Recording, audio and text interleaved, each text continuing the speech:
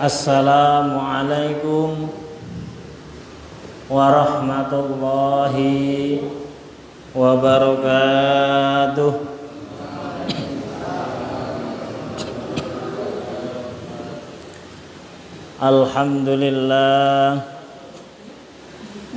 Alhamdulillahi rabbil alamin. Wassalatu wassalamu ala asyrafil anbiya'i wal mursalin wa ala alihi wa ashabihi wa dzurriyyatihi ajma'in, amma ba'du. Asyhadu an la ilaha illallah wahdahu la syarikalah wa asyhadu anna Muhammadan abduhu wa rasuluh.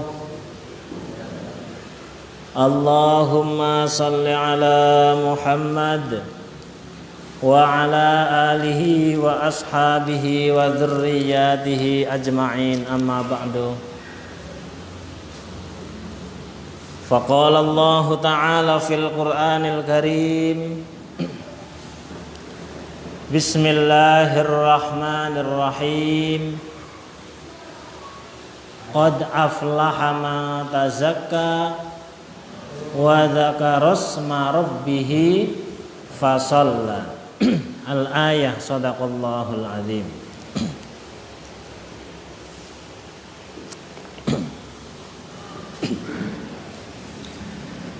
Para bapak, para ibu jamaah salat maghrib rahimakumullah. Pertama-tama marilah kita panjatkan puja dan puji syukur kehadirat Allah Subhanahu wa taala yang telah melimpahkan berbagai kenikmatan dumateng kula panjenengan sami, yang telah menganugerahkan berbagai nikmat kepada kita semua, sehingga alhamdulillah dalu menika malam ini kita bisa berkumpul saged bermuajahah di tempat yang sangat mulia ini. Mudah-mudahan Allah melimpahkan keberkahan kangge kula panjenengan sami, amin ya rabbal alamin. Kedua kalinya sholawat serta salam semoga selalu tercurahkan kepada baginda Rasul Muhammad sallallahu alaihi wasallam beserta keluarga, para sahabat, para tabi'in, para tabi'it tabi'in. Mudah-mudahan kelak di hari akhir kula panjenengan sami dikumpulkan oleh Allah bersama beliau di surganya Allah, amin ya rabbal alamin. Para bapak, para ibu jamaah salat maghrib Masjid Khairul Ummi rahimakumullah. Barusan tadi siang kita menyaksikan Milad Muhammadiyah ke 108 ya Pak ya.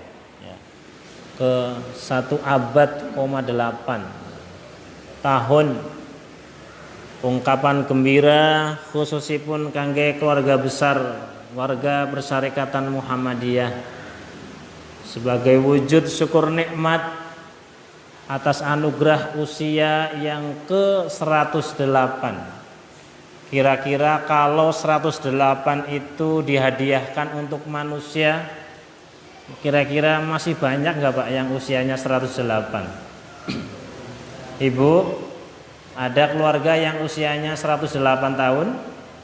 Enten boten? Nggak ada nggih? Zaman sekarang kayaknya susah mungkin ya untuk sampai usia 108. Kalau merujuknya dari usia baginda Rasul Muhammad sallallahu alaihi wasallam 63 tahun. Kalau yang sekarang usianya 70 tahun berarti bonusnya 7 tahun. Berarti siap-siap entah besok atau nanti malam atau besok pagi, kita nggak tahu. Ibarat usia niku kaya dene nopo buah kelapa. Ada yang buah kelapa itu sudah kering penting banget nggih. Enggak jatuh-jatuh. Padahal udah layak untuk jadiin dibikin napa santen nggih. Kadang sampai dipenek. Tahu penek nggih Pak nggih? Ngertos nggih? Nggih. Sampai naik, sampai dipetik ke atas. Sama kayak orang kadang-kadang udah usianya udah sakit-sakitan kadang-kadang. Tapi memang belum waktunya.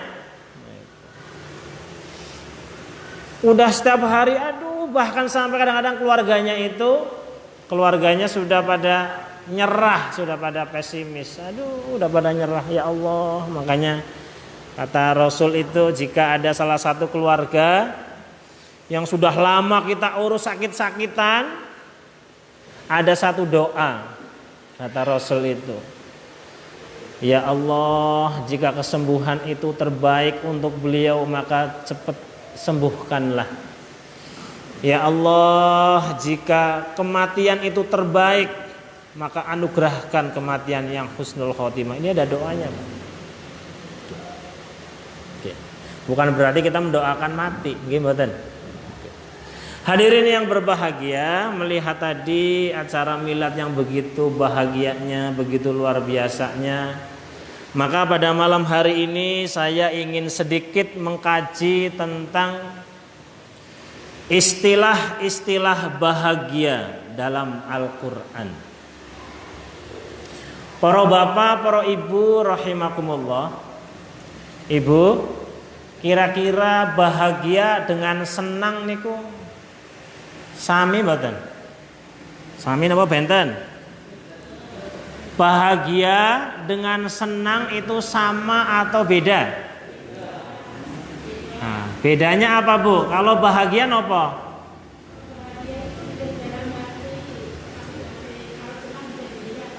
Kalau bahagia dalam hati, kalau senang diungkapkan gitu nggih. Ada yang nggak setuju Pak? Kan ini kan persepsi ibu juga. Barangkali Bapak juga punya pandangan. Bapak kira-kira setuju mboten? Pak Ustadz setuju? Bahagia dengan senang. Banyak istilah-istilah bahagia dalam Al-Quran. Yang pertama ada kata qad aflaha, falaha, ada kata falihun. Nah, orang yang berbahagia. Yang kedua ada fauzun. Yang ketiga ada farhun. Ini dalam Al-Quran itu banyak sekali. Terus ada kata sa'idun. Terus ada lagi kata sururun. Nah ini masih banyak sekali kata-kata bahagia yang sengaja Allah umbar kepada umat manusia. Kita mau pilih yang mana? Nanti akan saya tambahkan sedikit tentang kebahagiaan menurut agama Kristen, agama Buddha, dan agama Hindu. Nah, ini biar sedikit berimbang ngaten nggih. Bahagia. Ibu, Bu, ngapunten yang deket pintu Ibu, yang di tengah nggih. Nggih, Ibu. Kira-kira ketika putra Ibu sedang mencari kerja, udah ngelamar ke sana kemari nggih. Udah 10 perusahaan atau 10 kampus atau 10 tempat kerja yang dituju. Udah sebulan, 2 bulan belum ada info diterima atau ditolaknya. Tahu-tahu setelah berjalan 2 bulan, habis sholat duha, tahu-tahu kok ada WA, ada email bahwa lamaran Anda diterima. Nah, kira-kira perasaan yang akan muncul itu bahagia napa seneng, Bu? Nah, terus umpama ngapunten kali Pak sinten Pak?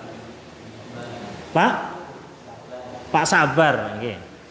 Umpama Pak Sabar ampun umroh dereng.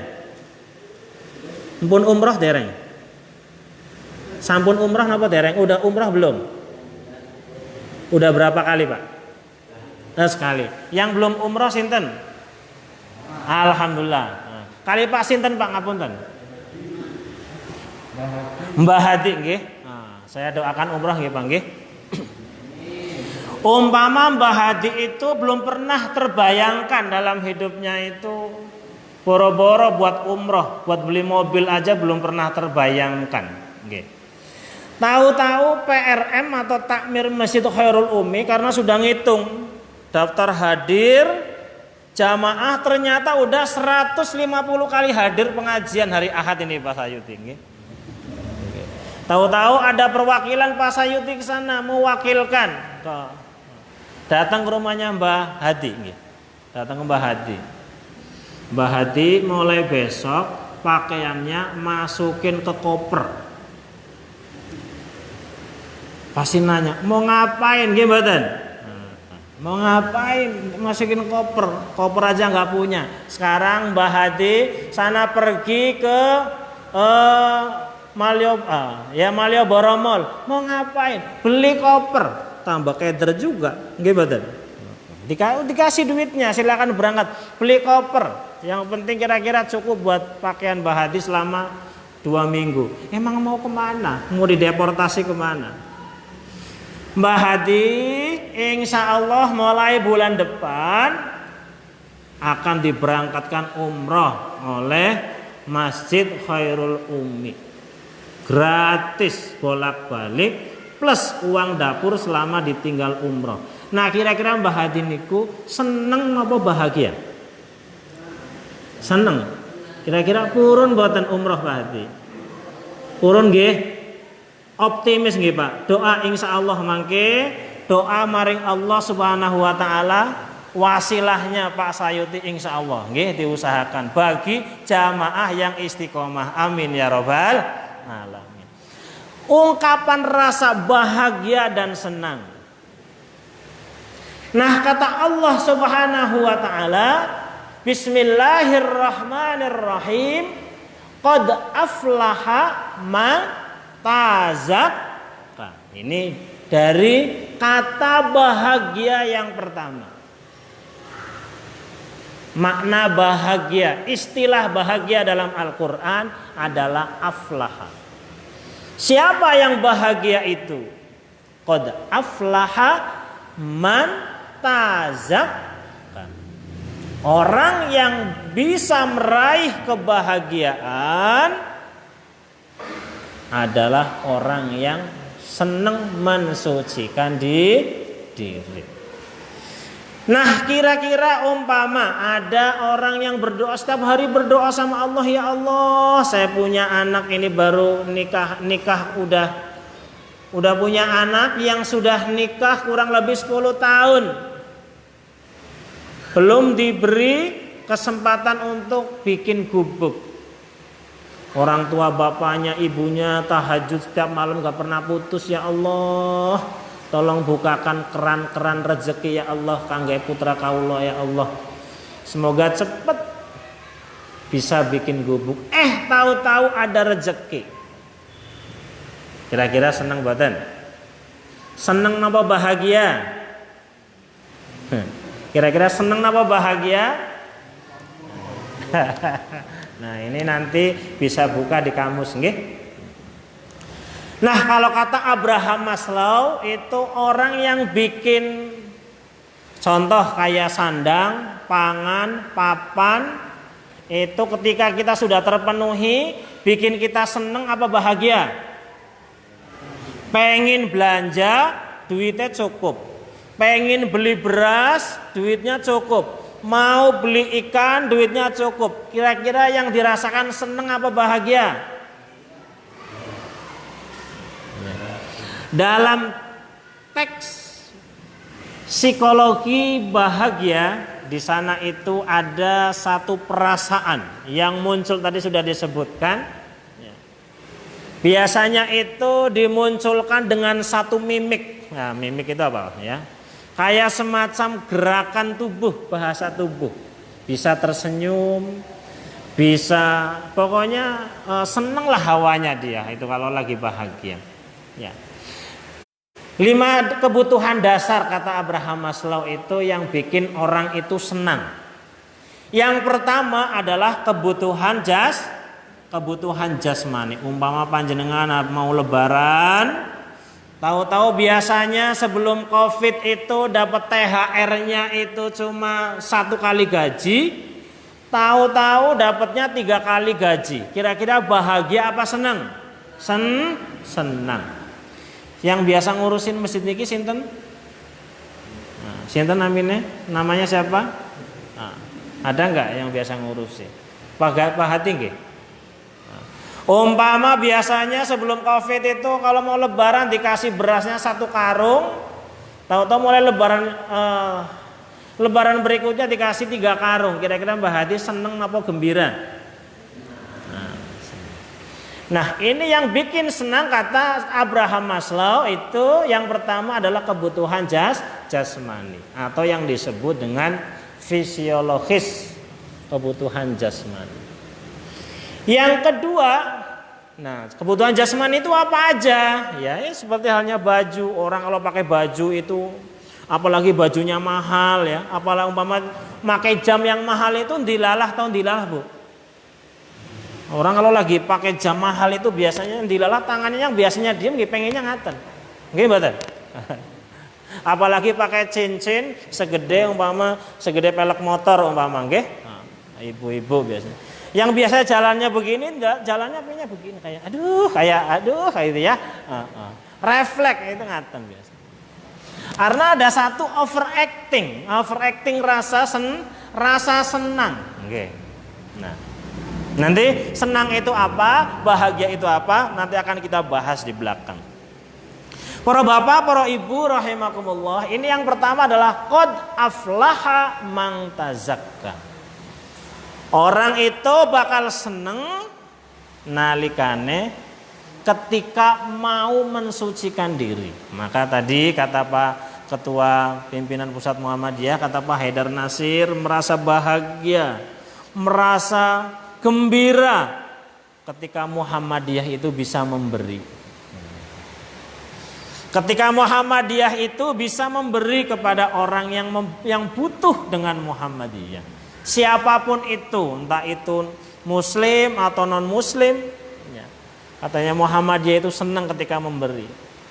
Maka dulu tahun 1912 ya, ketika awal munculnya Muhammadiyah, pertama ayat yang dipelajari nggih, surat Al-Maun nggih panggih Pak Sayuti nggih.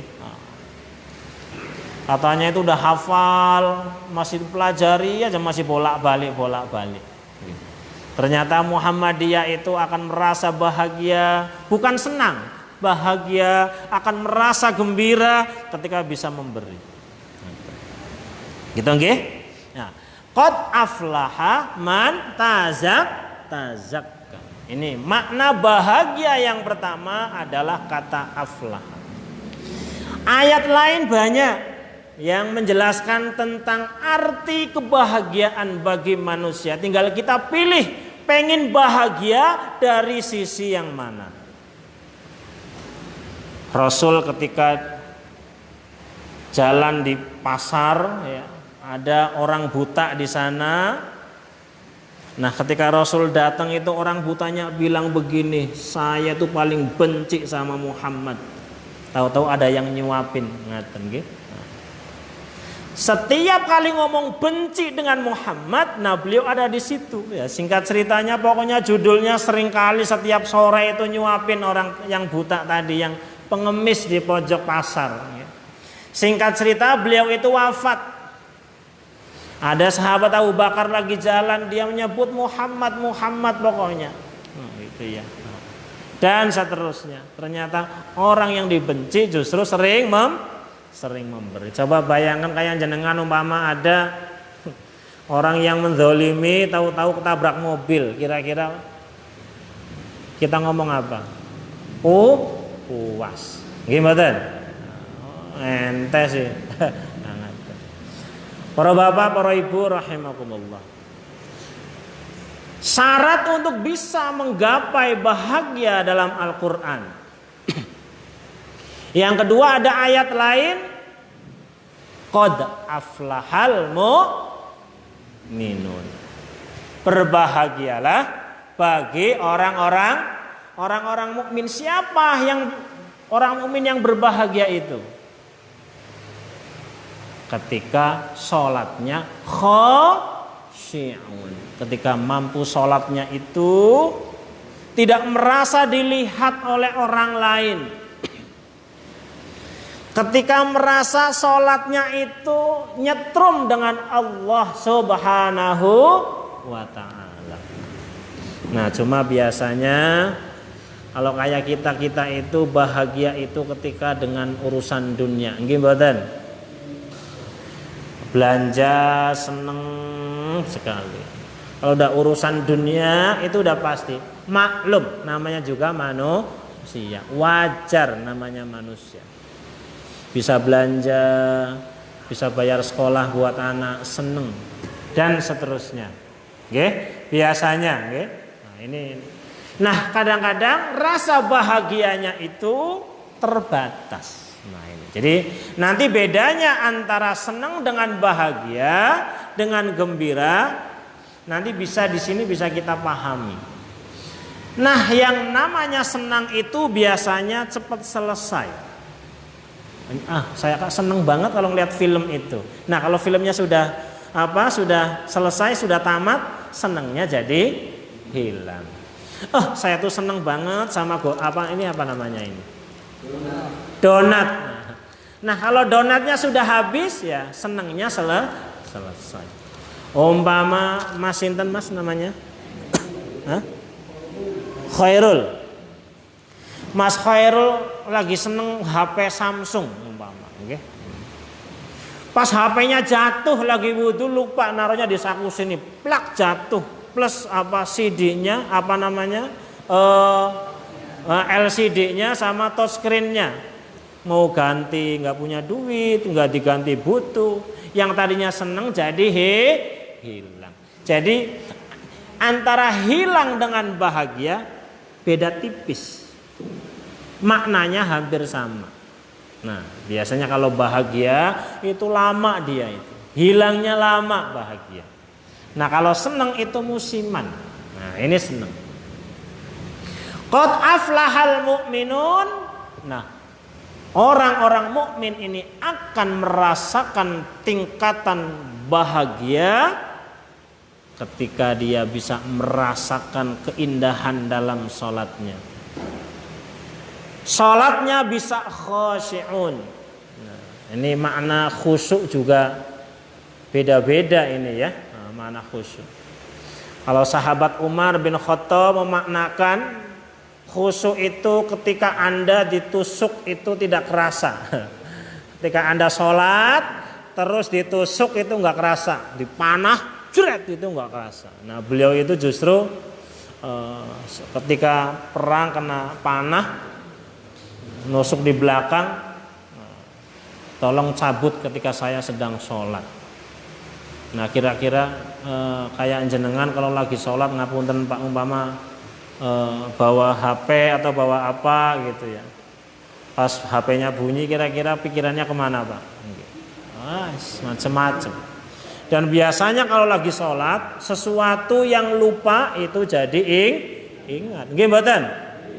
Umpama Pak Hadi itu naruh duit kemarin 50.000 di peci di sini ya, di peci di sini. Lupa, ya, lupa. Pas lagi sholat dilalap baru satu Allahu Akbar. Kayaknya di tangannya langsung ke atas, ada enggak ya? Nah ini biasanya begitu. Kalau lagi sholat, ya. Jadi semakin banyak lupa, kalau bisa semakin banyak sholat, nggih. Nah, ini adalah tugas manusia. Ini kebahagiaan dari sisi kata aflaha. Nah, ada lagi istilah dalam Al-Qur'an bahagia itu adalah fauzun. Nah, ini ada pada malam hari ini saya hanya ingin menjelaskan tiga istilah bahagia dalam Al-Qur'an. Ini ada satu catatan saya kutip dari Imam Ghazali radhiyallahu an, nggih.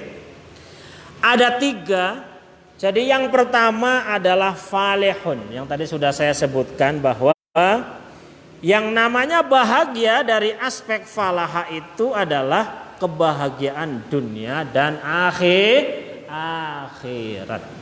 Yang sifatnya abadi. Nah, ini biasanya lebih bersifat menunjukkan sesuatu yang positif. Maka Allah menggambarkan dalam Al-Quran, bagi umat mukmin yang ingin bahagia, maka sholatlah yang khusyuk. Nah, khusyuk nggak bisa latihan khusyuk. Nah, minimal ada upaya untuk latihan. Nah, orang yang seperti ini nanti akan dapat bahagia. Nah, bahagia itu nanti berujung sampai hari akhirat. Ini kata bahagia. Yang kedua adalah kebahagiaan yang khusus nanti akan dirasakan hanya di akhirat. Jadi di dunia itu mungkin jatahnya sedikit.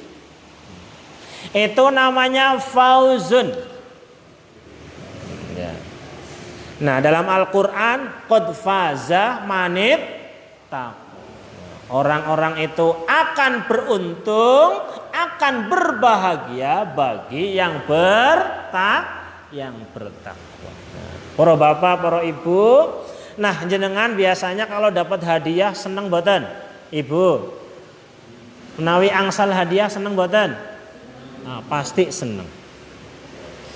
Nah, ketika hadiahnya selesai, kira-kira senengnya masih ada apa sudah hilang? Hilang. Itu tidak abadi. Kita bisa bangun masjid ini kalau sudah jadi 1 tahun 2 tahun perasaannya seneng badan. Pasti seneng panitianya, sudah kerja keras dan para jamaah merasa senang, merasa nyaman. Tapi biasanya nanti 2-3 tahun, 5-10 tahun rasa senangnya akan hilang. Jadi yang namanya senang itu tidak abadi. Yang abadi adalah bahagia dan gembira. Nah, kebahagiaan. Nah, fauzun ini khusus bagi umat Islam yang nanti pada hari akhirat. Nggih, qad faza manit taqwa. Orang yang berbahagia adalah orang yang bertakwa. Kelihatannya di dunianya ya Allah, rumah juga pas-pasan. Umpama terus pakaian juga nggak kuat beli yang mahal, gimana? Tapi dia jaga ibadahnya luar biasa. Dia istiqomahnya dalam ibadah itu luar biasa. Maka Allah menjanjikan orang yang seperti ini adalah fauzun azim. Bahagia yang sehebat-hebatnya adalah nanti di hari akhirat. Nah, tadi kata Abraham Maslow yang pertama, orang yang senang adalah ketika sudah tercukupi kebutuhan jasmani. Mulai dari pakaian, makanan, dan seterusnya. Yang kedua, kata Abraham Maslow tadi, orang yang senang itu adalah orang yang punya jabatan. Ini Abraham Maslow, merasa diakui oleh orang lain. Tanda tangannya ditunggu, akan ada satu kebanggaan. Gimana? Senang dia. Tapi kalau tanda tangannya sudah nggak laku, seneng buatan. Nah, waktu jadi pimpinan, orangnya belum pulang ke rumah, yang nunggu udah ngantri, nggih mboten. Ketika pulang dia dadanya ngaten, nggih mboten, kan seneng, bangga sekali. Seneng dia. Nah, ketika jabatannya hilang, maka hilang pula rasa senangnya. Jadi yang namanya kesenangan itu tidak ada yang abadi. Nah, kayak panjenengan bisa bikinin rumah buat anaknya yang baru berumah tangga, rasanya seneng sekali. Tapi pas ada anak yang kedua nikah lagi, rasa senengnya jadi hilang karena ada kewajiban bikin rumah yang kedua. Bikin lagi rumah yang kedua, muncul rasa seneng lagi. Maka rasa seneng itu hilang berganti. Nah,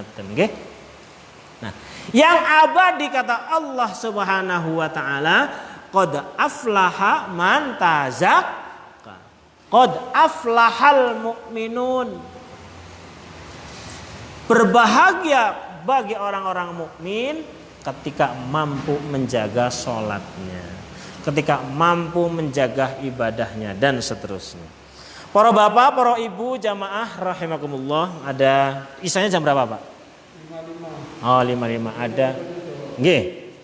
Oke, dilanjut. Terakhir, kebahagiaan yang ketiga dalam Al-Quran adalah al-farahu. Ini cenderung bahagianya adalah dunia. Cenderung, hanya biasanya sering didapatkan hanya di dunia. Contoh, umpama panjenengan nemu duit banyak atau dapat rezeki banyak, seneng, Tapi ketika rasa senengnya itu dilanjutkan, umpama dapat rezeki, muncul rasa senang.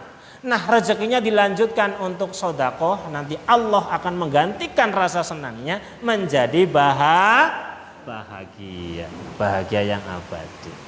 Para bapak, para ibu, ini saya sedikit membandingkan antara bahagia dari Islam dan dari Kristen, dari Buddha dan dari Hindu. Ini sedikit tadi saya baca-baca dari beberapa artikel nggih. Yang pertama, kata orang Kristen itu dari kitab Injilnya, jemaat itu bisa mendapatkan kebahagiaan menurut Kristen adalah ketika dia bisa memberi atas nama Tuhannya. Kalau dalam bahasa Injil itu namanya self giving. Ya, jemaat itu bisa memberi kepada orang.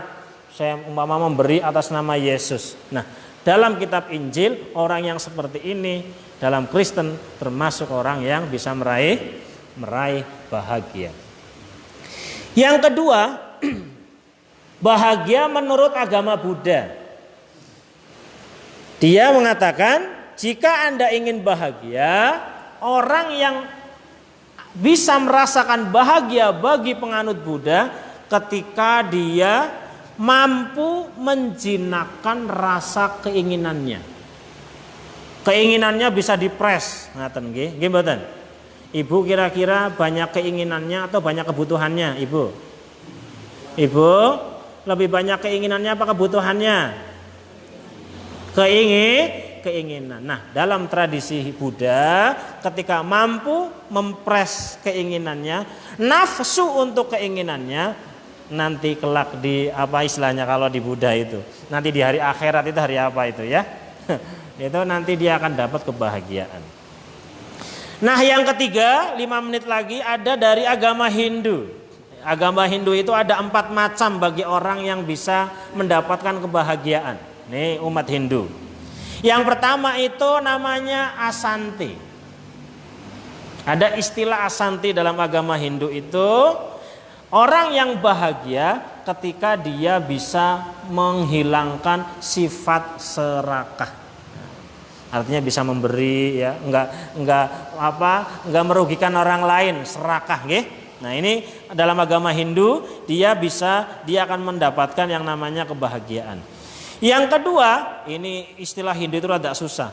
Yang kedua adalah kamasanti. Nah, dalam tradisi Hindu, orang yang masuk kategori kamasanti adalah ketika dia itu keinginannya terpenuhi, dia akan bahagia. Ini kamasanti. Jadi mazhabnya berbeda, okay? Nah, ini dalam agama Hindu. Yang ketiga, orang agama Hindu itu bisa mendapatkan kebahagiaan dengan istilah manasanti. Nah, kalau tadi itu kamasanti, yang ketiga itu manasanti. Dia itu bisa bahagia ketika menghilangkan rasa ketertarikan, Pak. Ketertarikan sama harga yang mahal, ketertarikan sama dunia yang berlebihan. Nah, ini dalam agama tradisi manah santi di Hindu, dia bisa bahagia. Dan yang keempat, bagi agama Hindu, dia akan bahagia ketika masuk golongan para masanti. Wah, ini rada angel gini. Para masanti. Nah, ini sudah tingkatan yang paling tinggi dalam agama Hindu, yaitu orang yang suci, yang sudah tidak tergoda apapun, Pak. Enggak tergoda sama perempuan cantik. Mas, kalau ngelihat orang cantik seneng nggak? Seneng? Seneng nggak? Seneng toh? Kalau nggak seneng sampean harus masuk ke ke dokter jiwa. Nggih mboten?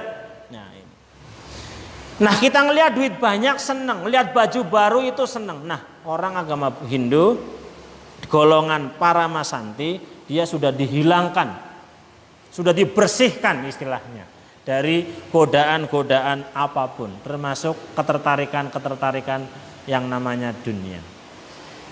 Nggih, barangkali itu yang bisa disampaikan. Ada 10 menit kurang lebih untuk tanya jawab, monggo. Barangkali ada yang ingin ditanyakan, semoga kalau saya mampu menjawab ya akan saya jawab. Kalau enggak, saya belum bisa jawab ya nanti insya Allah Pak Sayuti yang akan membantu menjawab. Ngaten nggih. Monggo. Nggih, pripun Pak Hadi, nggih. Nggih, Waalaikumsalam.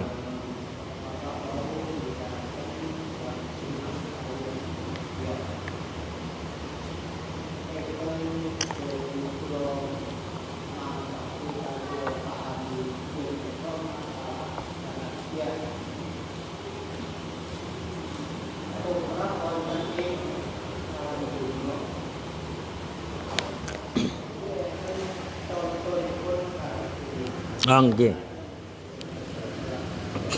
Nggih. Matur nuwun Pak Hadi. Nggih. Bahagia yang bisa diwujudkan di dunia itu nggih, ngaten nggih.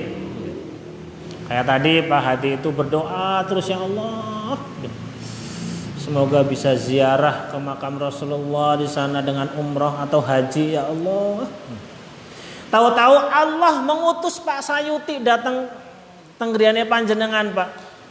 Iya, syariatnya Pak Sayuti Pak Hadi besok beli koper, hari ini harus dapat koper, nanti bajunya dibungkus dan seterusnya. Besok tinggal naik bus, nanti ikut KBIH apa namanya di sini Pak Sayuti ya. Ya. Ya. Nanti ada KBIH sini nggih. Berangkat.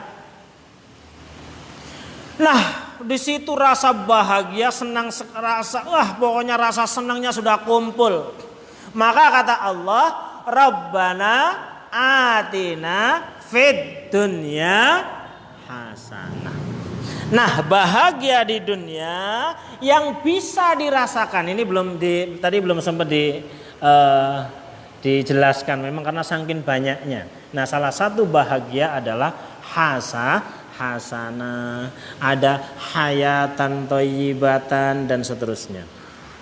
Nah, jadi hasanah, Pak. Namanya kebahagiaan di dunia, tapi yang mengarahkan kita untuk bisa meraih pahala dari Allah Subhanahu wa taala itu namanya hasanah. Maka setiap kita berdoa kepada Allah, Rabbana atina fid dunya hasanah. Sanes Rabbana atina fid dunya falaha. Ngaten. Nggih mboten? Nah, maka Rabbana atina fid dunya hasan. Kebaikan-kebaikan di dunia yang menjadikan kula panjenengan sami itu jadi semangat untuk nambah ngibadah.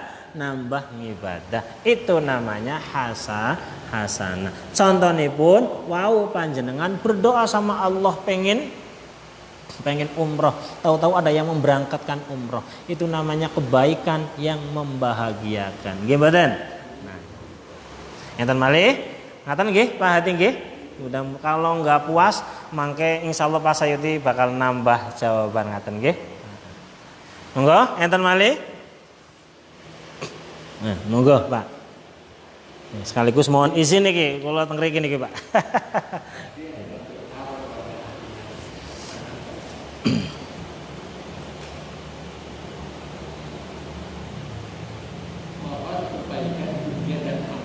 Nggih.